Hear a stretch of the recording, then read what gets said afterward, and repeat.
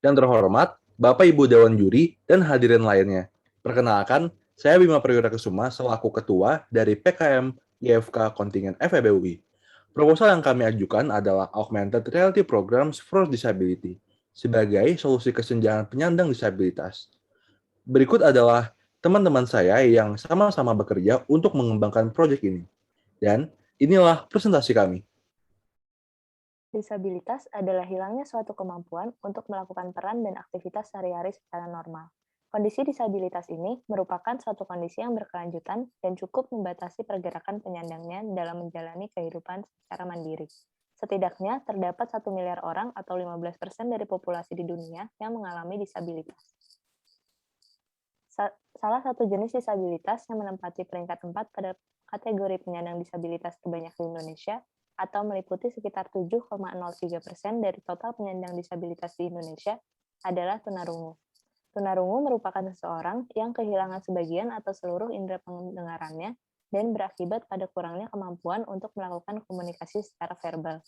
Penyandang tunarungu digolongkan menjadi orang kurang dengar untuk yang mengalami sebagian gangguan pendengaran dan orang tuli untuk penderita yang kehilangan seluruh indera pendengarannya. Keadaan penyandang disabilitas di Indonesia seringkali menghadapi kondisi ketidakadilan dan dalam kesehariannya karena keterbatasan yang mereka miliki. Berdasarkan Kementerian Kesehatan, penyandang disabilitas di Indonesia memiliki pencapaian pendidikan yang lebih rendah, kesehatan yang lebih buruk, peluang ekonomi yang lebih sedikit, dan akses yang lebih rendah ke layanan publik dibandingkan dengan orang pada umumnya. Penyandang disabilitas juga cenderung dekat dengan kemiskinan dan pengangguran, karena mereka memiliki tingkat partisipasi yang cukup rendah dalam pekerjaan.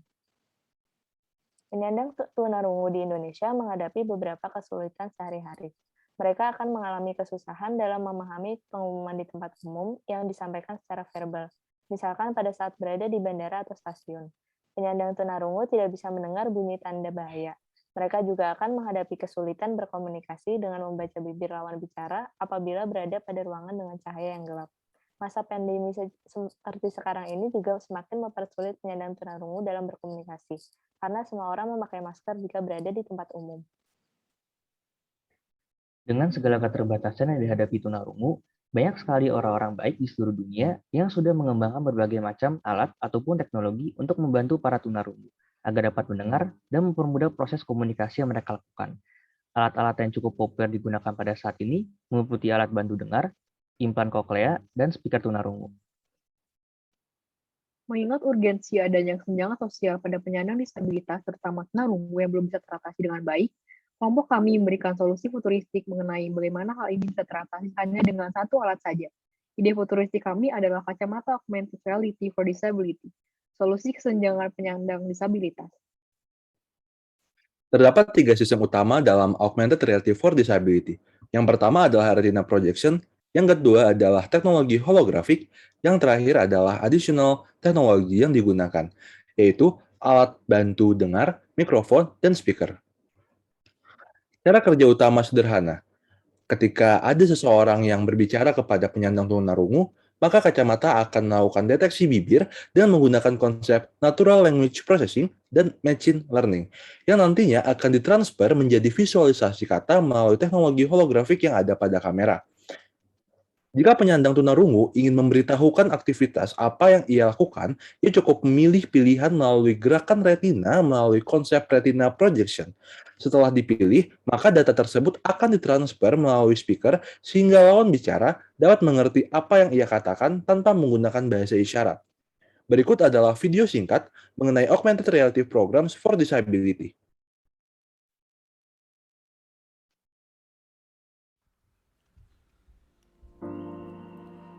Emma Thompson pernah berkata bahwa menjadi difabel tidak berarti didiskualifikasi dari memiliki akses ke setiap aspek kehidupan.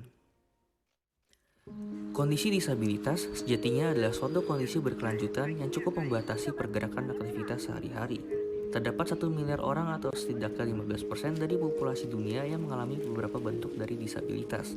Sayangnya, dalam kehidupan sosial dan ekonomi, keterbatasan yang dimiliki para penyandang disabilitas, terutama tunarungu, sering mendapati kondisi ketidakadilan dalam melakukan beberapa aktivitas.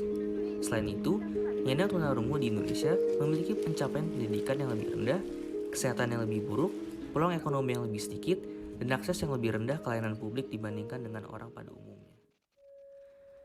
Dengan mewujudkan tujuan yang ke-10 dari Sustainable Development Goals, teknologi bantuan atau assistive technology dapat mengurangi ketidaksetaraan yang dialami oleh semua penyandang disabilitas, dengan memungkinkan mereka menjadi produktif dan berpartisipasi di semua bidang kehidupan.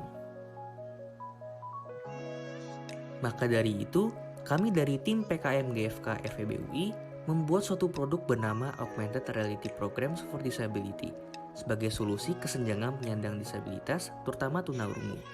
Teknologi ini berbentuk kacamata digital yang berbasis aplikasi yang dirancang dengan retina projection dan teknologi holografik. Augmented Reality Programs for Disability ini juga menggunakan konsep Natural Language Processing dan Machine Learning yang akan membantu para penyandang tunarungu untuk beraktivitas secara normal.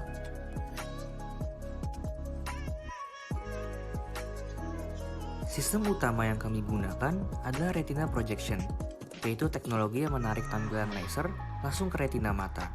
Sistem ini nanti akan secara langsung berhubungan dengan teknologi holografik, yang dipadukan dengan natural language processing dan machine learning. Konsep retina projection ini akan melekat pada gerakan mata dari penyandang tunarungu. Ketika sedang berkomunikasi, penyandang tunarungu akan memilih pilihan aktivitas yang akan ia lakukan melalui gerakan retina yang telah dipadukan dengan teknologi holografik. Lalu setelah memilih, sistem akan memproses dan mengeluarkan suara melalui speaker yang terletak tepat pada gagang kacamata. Sehingga, lawan bicara akan mengerti apa yang seorang tunarungu ingin lakukan tanpa harus melakukan bahasa isyarat ataupun berkomunikasi secara langsung. Kacamata ini juga dapat mengidentifikasi gerakan mulut terhadap lawan bicara, sehingga dapat langsung mentransfer konteks apa yang sedang dibicarakan oleh lawan bicara ke tunarungu. Maka dari itu, kami berharap teknologi Augmented Reality Programs for Disability akan mencapai tujuan yang ke-10 dari Sustainable Development Goals, yaitu Reducing Inequality.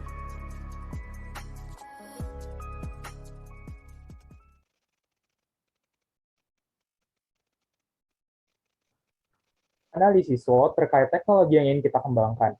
Strength atau kelebihannya yaitu teknologi ini sangat mudah untuk digunakan.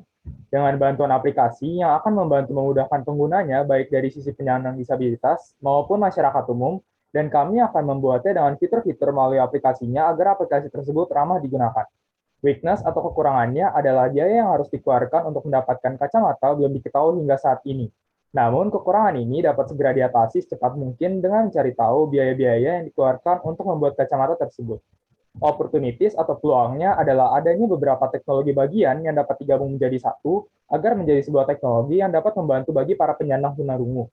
Dalam perkembangan teknologi ini banyak pendukung mulai dari proses penerapan dari segi finansial dan pengetahuan.